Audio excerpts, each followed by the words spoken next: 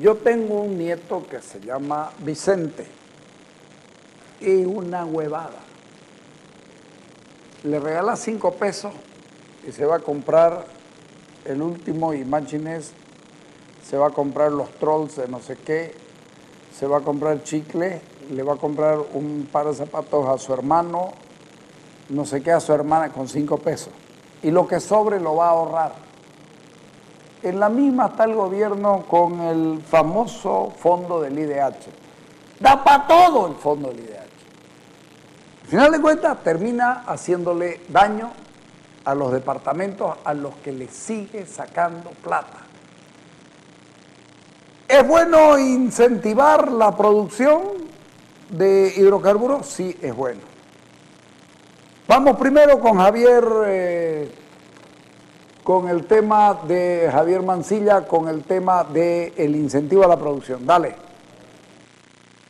El vicepresidente declaró que la ley de incentivos a las empresas petroleras beneficiará a la explotación y exploración de petróleos y condensados, excepto el gas natural. ¿Cuán posible es esta ecuación que propone el gobierno? Bueno, siempre es posible algo dentro de lo que se pueda hacer en la exploración, pero no necesariamente significa de que uno pueda dirigir la exploración a descubrir líquidos, porque en el tema exploratorio viene a ser nomás un hallazgo el de tener líquido o tener gas. Cuando se refieren a los condensados, el condensado viene necesariamente asociado a la producción de gas. Cuando son yacimientos petrolíferos, de petróleo, ya la producción de gas es poco significativa. Ahora bien, esto de diferenciar petróleo de gas tiene un solo sentido, de que Bolivia necesita más los líquidos que el gas. Gas tenemos en abundancia para mantener el mercado interno y los contratos de exportación tanto a la Argentina como para Brasil, por lo que tienen su tiempo hasta uno el 2019 y el otro hasta el 2027. Pero la producción de líquidos viene en declinación rápidamente. Entonces el gobierno está viendo la necesidad de ver cómo incentivar la producción de líquido. Lo veo un poco difícil, pero algo se podrá hacer. ¿Cómo ve esta política de exploración y explotación que están haciendo para los petróleos y condensados? ¿Cree que está bien esta política de incentivo? Ya, estos modelos mixtos, que no se definen si son netamente capitalistas o son netamente estatistas, tienen varias fallas. Una de ellas es que si usted lo mira en todas las políticas del gobierno, es que pretenden controlar cuánto va a ganar el sector privado. Y precisamente el sector productivo, no el sector comercio. El gobierno no se mete con el comercio. El comerciante, el comercio en general, se llamen de vehículos, se llamen de herramientas, se llamen de lo que se llame, ropa, lo que usted quiera. El gobierno no se mete en eso, en cuanto a lo que gana el comercio, cuáles son las utilidades. Pero sí lo hace en el sector productivo. Y eso no es bueno para el país. Entonces me refiero al sector productivo, por ejemplo, control de precio para el azúcar, control de precio para la harina de soya, control de precio para el maíz, control de precio para el arroz, para la harina, etcétera, ¿no? Hablando de control de precio para la carne de pollo, y mañana va a ser control de precio para la carne de res, y así sucesivamente. Haciendo estas políticas, el gobierno desincentiva los sectores productivos. Y cuando lo hace con el sector petrolero, les mide, como se dice, las utilidades a la canilla, más o menos, ¿no? Cuando el petróleo llega a los $70 por barril, no hay más incentivo. ¿Por qué? ¿Por qué no definimos reglas claras de una vez? ¿Cuál es el government take, ¿no? ¿Y a usted le interesa o no le interesa invertir en el país? Y no voy con medidas a medias o medidas coyunturales que mañana las quito. Entonces eso produce incertidumbre. Si yo me arriesgo a invertir en el sector productivo, estoy haciendo inversiones de riesgo. Y eso es muy importante que se tome en cuenta. No creo, repito, que estos modelos mixtos, donde el Estado controla cuando le conviene y no controla donde no puede, no es que no le convenga, no puede, no funciona a la corta, dejan de funcionar o acarrean más bien perjuicios que beneficios. Si es que la necesidad es gasolina, por ejemplo, o diésel, ¿por qué de una vez por todas el gobierno no se decide por el alcohol? Hay ingenios azucareros que estarían gustosos de contribuir a la producción de alcohol automotor, ¿no? Alcohol 99,9 o 99,5% de pureza, ¿no? Que sirve para utilizarlo en los vehículos en México con gasolina. O el biodiesel, ahora que la soya está tan bajo en el mercado internacional, de repente hay empresarios que quieren invertir en producir biodiesel. Y el biodiesel, ¿qué viene a ser biodiesel? Un reemplazo del diésel, pero un producto de mejor calidad. Más o menos, usted lo podría comparar la gasolina premium, que vale en los surtidores 4 bolivianos 79 por litro. Esa gasolina premium es el equivalente al biodiesel, referido al diésel. ¿Me dejo entender? La gasolina premium. Le vamos a hablar de todo este asunto del diésel. Yo tengo preguntas que hacer y lamentablemente llamo a los amigos y no me quieren responder. Y lo voy a plantear el tema, aunque es salirme un poquito de esto.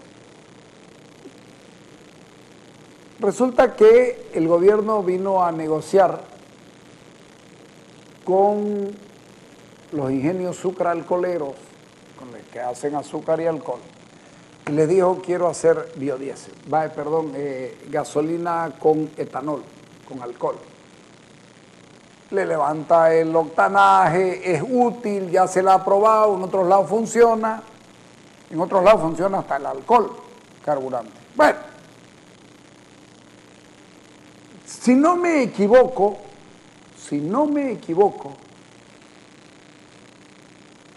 los alcoholeros están exportando a 49 centavos de dólar el líquido, el litro.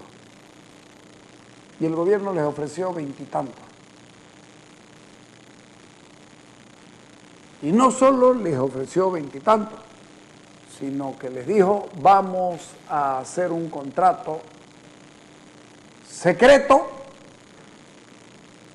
reservado, y en caso, escuchen esto, en caso de que tengamos litigio, no se resuelve en Santa Cruz, sino en La Paz, en la Corte de disputas en los tribunales arbitrales de La Paz. Sé que 2 ingenios aceptaron y hay uno que no ha aceptado. No consigo que ninguno de los 3 me diga nada. Pero que intentamos, no, hay 4, solo hablaron con 3. Es una barbaridad. ¿Cuál es el incentivo?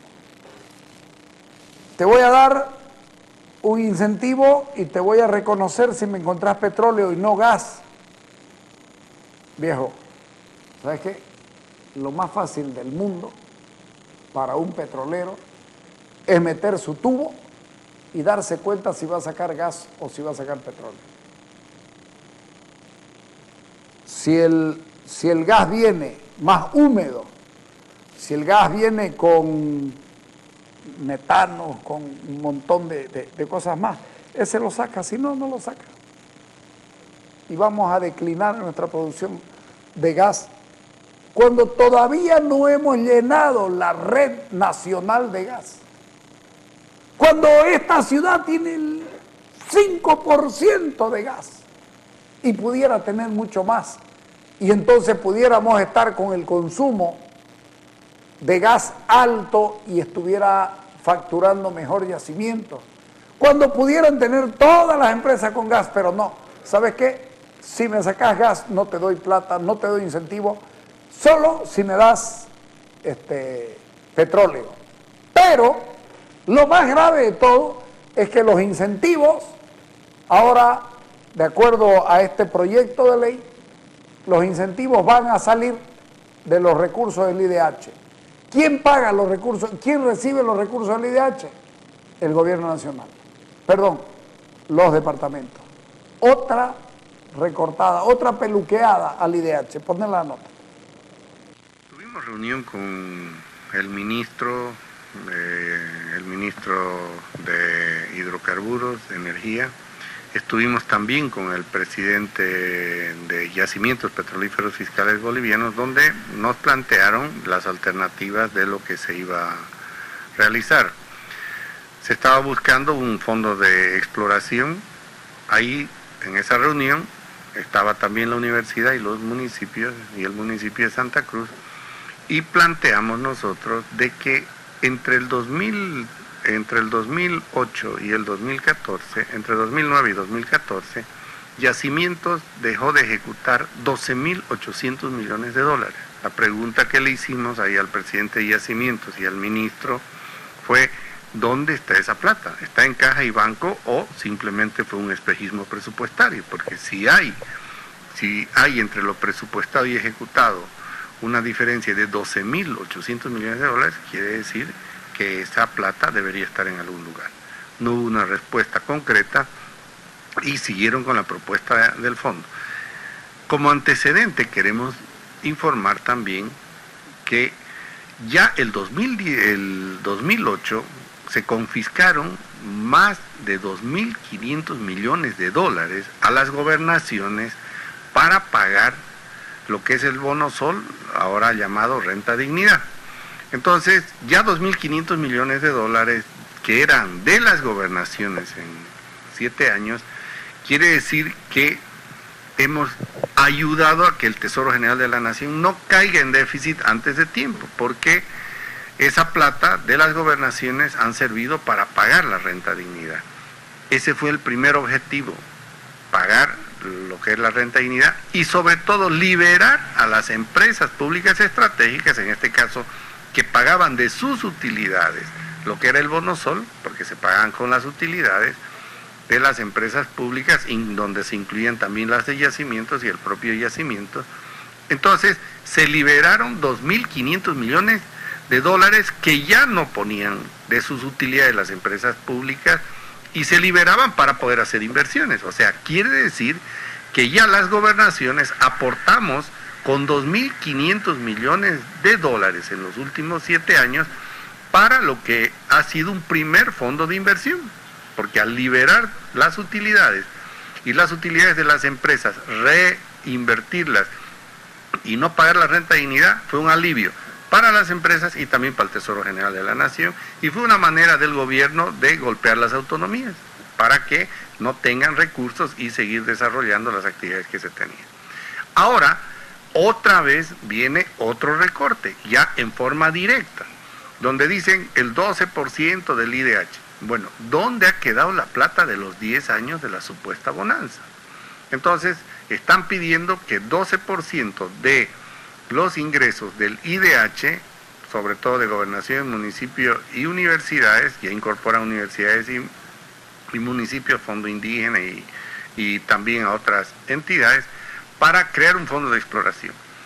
Esto demuestra que el gobierno se ha dado cuenta una falla estructural, que la ley de hidrocarburos vigente no sirve para generar inversiones en el país, porque al una vez tener toda la cadena productiva y Yacimientos, no ha tenido la capacidad de vender buenos precios, que el potencial productivo del país, para que las empresas transnacionales con capitales frescos y tecnología vengan a invertir al país. Quiere decir que ha sido un fracaso la administración en el tema, sobre todo de la política de incentivos a lo que es el tema de la exploración. Y ahora, con los precios bajos, resulta que nos vamos a Estados Unidos a ofrecer inversiones en hidrocarburos, minería. Y lo mismo sucede yendo a Alemania, a Italia y a los países europeos, para mostrar un país que de una u otra manera está requiriendo inversión. ¿Por qué no se pensó eso hace 9 años? Tal vez estuviéramos en otra situación. Y si se hubiera pensado realmente en una buena administración del sector de hidrocarburos y generar una nueva ley que hubiera permitido que nuevos capitales frescos pudieran venir al país. Creo que lo que está haciendo el gobierno en este momento de afectar y echarle mano al IDH de gobernación, municipios y universidades afecta. En el caso de las gobernaciones, específicamente la gobernación de Santa Cruz, afecta lo que son los ítems de salud. Vamos a tener que devolver al Ministerio de Salud todo lo que tengamos que poner al fondo de exploración, porque no hay de dónde pagar. Con la reducción de más de 40% del ingreso y el presupuesto del año pasado con un 45% del barril de petróleo, lógicamente, y muchas competencias, se nos complica bastante, porque el IDH va 100% a inversión y va a salud, a educación, seguridad ciudadana, violencia contra la mujer, y también lo que corresponde a lo que es desarrollo productivo. Entonces, aquí el tema que más va a afectar este recorte que va a ser este nuevo compromiso que da el gobierno ante la ineficiencia de la administración de yacimientos, lógicamente va a afectar más que todo al sector de salud. Pero el gobierno, en la perspectiva de mantener una imagen de eficiencia, estas cosas, no se da cuenta que afectar salud, educación, seguridad y violencia contra la mujer es lo peor que puede estar haciendo. Es decir, aparentemente, y esta ya es una preocupación personal, aparentemente estamos frente a un cuadro de espejismo de bonanza. Se nos antoja que estamos bien en el país. Todo el mundo lo aplaude, Arce Catacora. Claro, el hombre se está largando del 10º piso, todavía va por el 6º, y sacan la cabeza los expertos, ¿cómo te está yendo? Me está yendo bien hasta ahora. Claro, porque no llegaste al suelo. Fíjense, la alcaldía por un lado y el gobierno central por el otro siguen pateando el tarro. Siguen tirando el tarro más para allá, para no verlo. Pero el problema no lo están solucionando. Esto no es bueno. Pone la otra de José Luis Parada. ¿Cuánto es lo que cuesta el fondo ese? Dale. Este fondo son aproximadamente unos 15 millones de bolivianos que va a afectar al IDH, porque ya el 2008 nos confiscaron el 60% del IDH. Y hay una confiscación más por seguridad ciudadana, por violencia a la mujer, en fin, son una cantidad de compromisos y competencias que se han ido asignando al IDH como si el IDH fuera chicle. Lastimosamente no es chicle, no se pudo estirar y ahora no saben para dónde salir. Entonces, consideramos nosotros de que la política que quiere aplicar el gobierno es una medida un poco apresurada y desesperada, porque eso debió prevenirse en los años anteriores cuando los precios estaban altos. Entonces, lo más afectado que vamos a tener nosotros va a ser el tema de salud específicamente. ¿Cuánto quedaría de nuestro presupuesto de la gobernación después de hacer esta disminución? A ver, de los 150 millones que se calcula entre 100 a 150 millones, si usted paga los 20 millones que son los prediarios, si usted paga los ítems de salud que estamos arriba de los 120 millones, si pagamos la violencia contra la mujer, pagamos 15 millones de este fondo, estamos hablando de un déficit del IDH entre lo que tenemos y las asignaciones y competencias, estamos hablando de aproximadamente un déficit de 120 millones de bolivianos. Por lo tanto, el gobierno quiere decir que no tiene ni siquiera el control de las competencias que está transfiriendo desde el punto de vista estrictamente político, y no está midiendo el efecto financiero, y sobre todo que no cumple con lo que determina la Constitución Política del Estado, que dice que toda competencia debe ir acompañada de nuevos recursos. Y por otro lado, tampoco flexibiliza la ley de impuestos, que es en la que se podría de una u otra manera trabajar para generar nuevos recursos. Para hacerse este recorte del 12% antes de la distribución para este fondo, ¿en cuánto queda el presupuesto de la gobernación, tomando en cuenta que ya hay un déficit por la baja justamente del precio de los hidrocarburos de casi un 40% del presupuesto programado al que se tiene? A ver, Con la reducción del 60% del IDH que hicieron en el 2008, más ese remanente que quedó, que solo quedó el 40%, que está entre 100 y 150 millones, todas las competencias adicionales que ha ido dando el gobierno en este momento alcanzan a un promedio de 300 millones en total. Estamos con un déficit de 150 millones, o sea que IDH ha venido con compromisos, con competencias nuevas y más bien tenemos que buscar recursos, ya sea de regalías o otros fondos, para cubrir estos compromisos que antes se cubría con el IDH. Por lo tanto, el déficit en este momento entre las competencias nuevas que nos han asignado más los recortes está en un 100% del IDH. Por lo tanto, el IDH para el presupuesto de la gobernación es inocuo, es neutro, porque todo está comprometido y comprometido por leyes. Está claro, muy claro, que el centralismo ahora es peor que antes. Frente a esta claridad con la que habla José Luis Parada, me pregunto, ¿dónde está el gobernador? Que no reclama como debe, que no llama a la ciudadanía. ¿Dónde está? Que no denuncia esto. Supongo que es mejor no hacer ola. Vámonos al corte.